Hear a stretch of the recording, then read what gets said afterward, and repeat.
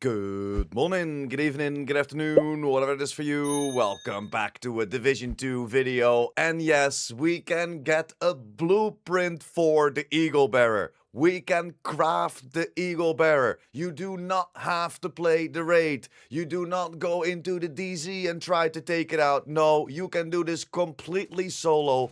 Play the new Retaliation. And that is not the only one. Multiple raid exclusives, multiple climax exclusives will be in the blueprint loot pool of the Black Tusk Retaliations. And this is not the only thing that the Black Tusk will take to Retaliations, as we of course have skill squads that won't change for the Black Tusk, but there will be an extra kill squad, an elite kill squad, and this has the chance to spawn within Retaliation only in Year 8 Season 1. This will be an extra addition, the BTSU Team 9, that can spawn when you play against the Black Tusk, but also have a chance to appear during Retaliations of other factions. So if you're playing against the Hyenas, for example, that elite kill squad BTSU Team 9 can spawn on you as well. Just like when you piss off the Black Tusk,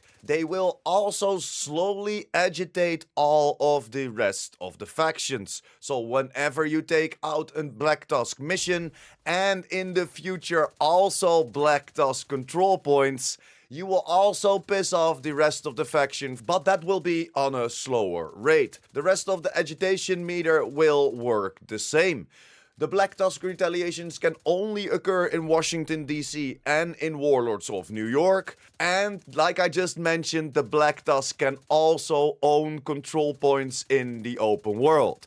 This only occurs as a result of losing a Retaliation though, so we won't have normal Black Tusk open world activities or normal Black Tusk control points. They will only get taken over when you lose a Retaliation against the Black Tusk or you cancel it out. And as I mentioned, they will also not launch resource convoys or other territory expansion activities. Because all of the factions of course have their own materials to make sure that you can craft your exotics or turn it around into broken watches to get those reconstructed caches, and the Black Tusk is no different, and they will give us the new material diamond transceivers that we of course then again can use for the blueprints obtained from the Retaliation. And we have an extra couple maneuvers added that will of course grant us some additional time when we complete that during a Retaliation. And before we dive into the information about all the exotics that we can get through this Retaliation, there are a bunch of very good quality of life changes, as we have an agitation overclock, meaning that we can go back to back to back. We can stack it up 3 times, so you don't have to worry that when your agitation meter is full, whenever you pissed off a faction 100%, you normally now in the game you can't build up another one.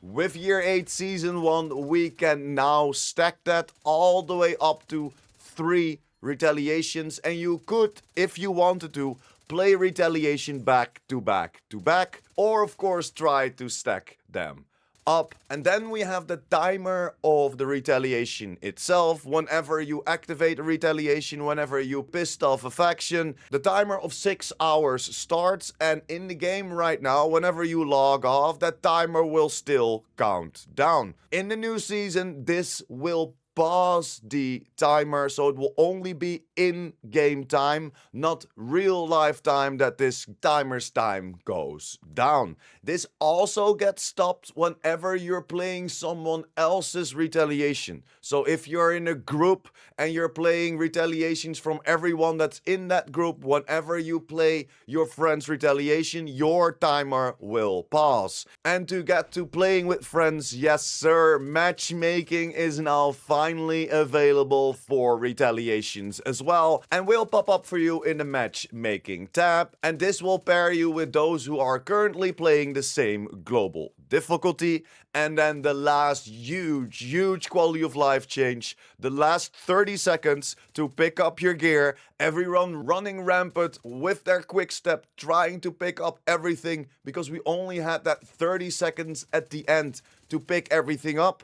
We now have 90 seconds, and this is so much time. It almost feels like too much time, but I'd rather stand still and wait on the clock than me sprinting around like a madman trying to get all the gear, because I only have 30 seconds. So yes, when Season 1 Rise Up will launch, we will have 90 seconds at the end of Retaliation to pick up all your gear, to open up that control point cache and get everything from your targeted loot. So now let's jump over to all of the exotics that we can unlock throughout the Black Tusk Retaliation. And yes, those are also the Climax and Raid exclusives. Just like all of the other Retaliations, we will have two ways to unlock them. You can take out a kill squad that has a chance to drop you a blueprint, or of course successfully completing an entire Retaliation event from the Black Tusk,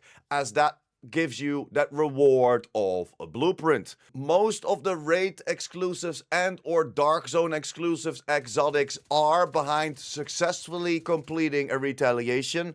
The Eagle Bearer is, for example, one of them, but most of the other ones, like the Climax exclusives and or the Capacitor and the Vindicator, we can find by taking out the Black Tusk kill squads and getting the blueprint through them. So those are the two ways to unlock them. And now let's go over all the exotics that we can unlock throughout the Black Tusk Retaliation. We can go one for one, but there are 12 different blueprints added to the Black Tusk Retaliations, and I just want to touch on the most important ones, so I made this little chart for you. As you can see, for completion, the Ouroboros, the Ravenous, the Eagle Bearer, and the Bighorn are in there. And whenever you take out a kill squad, you have a chance to get that Sheriff, Tempest, or even the Tinkerer. Of course, a few more, but those are the ones that definitely pop out.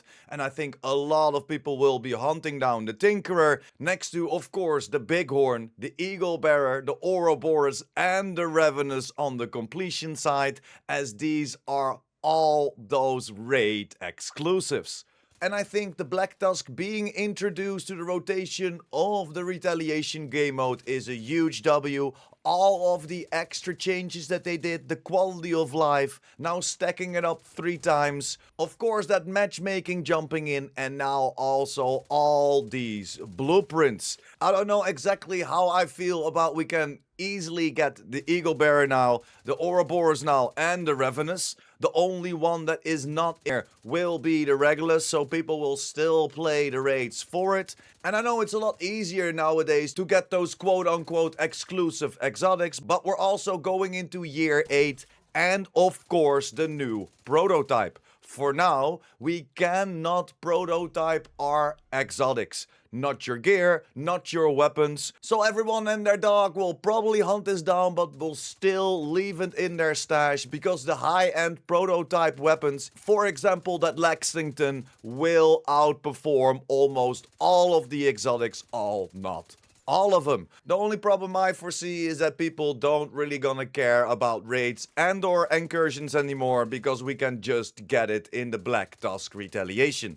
But then again, with the new gear rarity and of course escalation coming in, the exotics will be utilized a lot less. But now of course I want to hear your opinion. Hit me up in the comments down below. Which of the exotics are you gonna hunt down? And are you happy that these raid exotics are in the Black Tusk Retaliation blueprint loot pool? But that's pretty much it for me today. Thank you very much for sticking until the end. Like the video if you liked the video or helped you out in any way or form. We're closing into 20,000 subscribers. So if you want to keep updated by the Division 2, make sure to hit that subscribe button as well. And I will see you in the next one. Pure Prime out.